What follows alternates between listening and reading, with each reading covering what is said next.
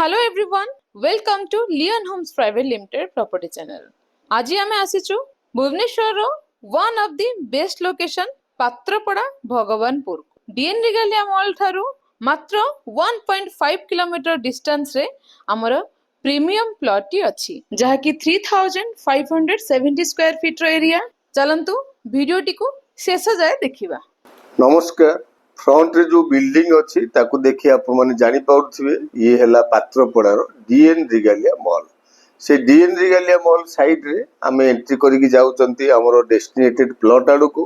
ए DN Regalia mall थारु बा national highway रु आमो प्लॉट रो distance only 1.5 kilometre.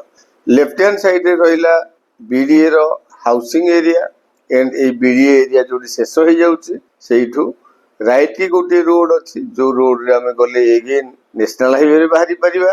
Left hand side रे गले एम्स हॉस्पिटल आडू जिबा बट हमर सेलेबल प्लॉट रहिला स्ट्रेट बा K9 बी आडू को।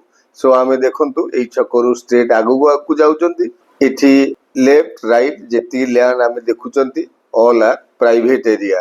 पात्रपड़ा विलेज बा पात्रपड़ा विलेज एरिया रो जेती की लैंड थिला all are in this area and ए प्राइवेट एरिया क्रॉस कला परे राइट हैंड साइड रे स्टार्ट हे जाउची बीडीए रो प्लॉटेड एरिया।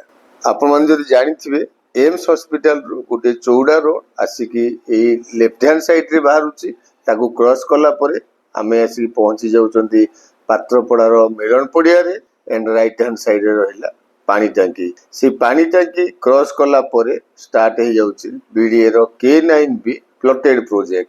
बहुत पूर्वरु ए एरिया रे बीडीए K9 बी ना रे प्लॉटिंग प्रोजेक्ट करिथिले जोटा कि ए राइट हैंड साइड रे हम जदि आगो बुझिबा ताले जाई से प्लॉटिंग प्रोजेक्ट बा बीडीए रो अपार्टमेंट ए सब रे पहुंची परिबा। एबे स्ट्रेट हम जो रोड रे जाउचंती ए रोड टी न्यूली डेवलप्ड रोड। आगरु ए रोड रो डेवलपमेंट हेई नथिला बट डेवलपमेंट हैला परे आपण देखंतु एई रोड को बेस करके बहुत गुड़ा अपार्टमेंट भी आमे आगे देखा पाउचंती। एनीवे आमे एबे 100 फीट रोड रे ही अछंती बट एठी लेफ्ट को टर्न कला बेलको 30 फीट रोड रे रोड टी कन्वर्ट हे जाउची। सो आमे से लेफ्ट हैंड साइड रे बा 30 फीट रोड रे एंट्री करले एंट्री करू करू लेफ्ट हैंड साइड रे रहिला अपार्टमेंट एंड अपार्टमेंट रो बाउंड्री की लागी के बा अपार्टमेंट रो साइड प्लॉट हमरो सेलेबल प्लॉट।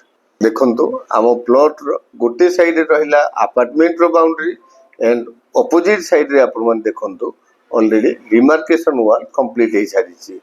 सो पेरिफेरियल एबे डिस्कशन करिवा। साइड रे रहिला बहुत बड़ अपार्टमेंट, फ्रंट रे रहिला 30 फीट रोड एंड सराउंडिंग के आपण मन मार्क करंतु सब आडे प्राय कंस्ट्रक्शन वाल कंप्लीट हे सारिछि। So definitely it's a premium quality रो प्लॉट 30 फीट रोड को टच है। बीडीए रो K9 भी बहुत near develop area and plot रो फेसिंग प्राइस लोकेशन डेफिनेटली आपण मन को अट्रैक्ट करिवो। Thank you. लोकेशन टे आपण माने विजिट कले प्लॉट टी हमर 30 फीट रोड को टच हेची। फ्रंटेज हेउची 40 फीट रा। एठी लैंड एरिया 3570 स्क्वायर फीट घर बारी yellow zone plot. Plot T हमर ईस्ट फेसिंग प्राइस हेउची पर स्क्वायर फीट 5500 रुपीस। और लेट न करी आपण माने तळे थ नंबर रे इंक्वायरी पे कांटेक्ट करंतु। चैनल को सब्सक्राइब करे नियंतु रेगुलर वीडियो रे अपडेट पाया पे। वीडियो टी भलो लागिथिले कमेंट माध्यम रे मतामत जणावा सहित लाइक शेयर करिया को जमारे भूलिबेनी। Thank you.